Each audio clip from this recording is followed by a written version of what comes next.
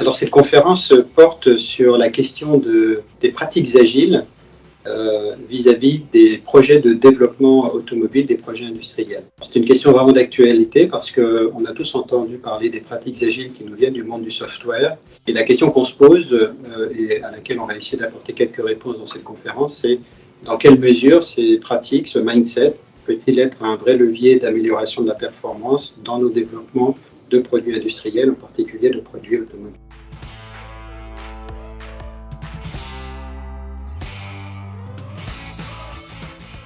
La transformation de l'organisation et du fonctionnement sur les projets, c'est un travail de longue haleine. C'est bien sûr, ça ne se fait pas en claquant des doigts.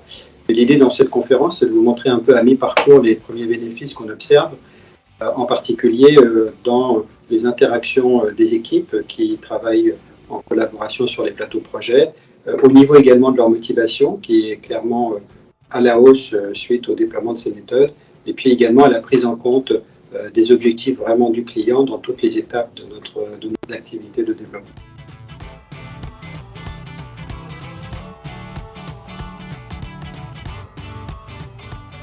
Alors la mise en place des méthodes agiles, à l'origine, était plutôt dans des entreprises de petite et moyenne taille, et principalement des entreprises du monde du logiciel. Bien sûr, ça pose quelques défis quand on veut passer à l'échelle des entreprises de taille plus importante. Ceci dit, il n'a pas besoin d'être de la taille du groupe Renault pour déjà intégrer le principe de méthodes agiles, bien au contraire. Ce qui est important, c'est de voir que ce passage à l'échelle dans des organisations de plusieurs dimensions et qui sont finalement assez complexes, parce que le produit automobile est un produit complexe, c'est un défi en soi. Donc cette question du passage à l'échelle, c'est aussi quelque part un challenge dans la transformation que l'on mène pour garder toute notre efficacité.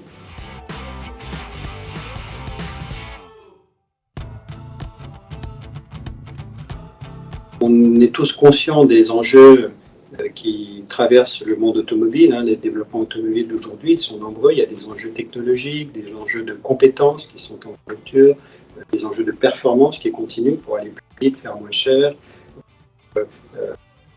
les défis de la qualité en particulier, les défis des clients. On a vraiment un environnement, on va dire presque disruptif, de plus en plus marqué. Et c'est dans ce contexte-là, même si Renault a beaucoup évolué et s'est adapté en permanence ces 20 dernières années, qu'on pense qu'il faut à nouveau franchir un cap et intégrer ces méthodes dans nos développements de façon la plus intelligente possible, donc sans renoncer à la fois à notre know-how, notre savoir-faire de développement automobile, mais en essayant d'adapter nos processus pour intégrer et finalement arriver à un format un petit peu hybride qui combine les bénéfices de l'agilité avec le savoir-faire automobile que l'on a développé.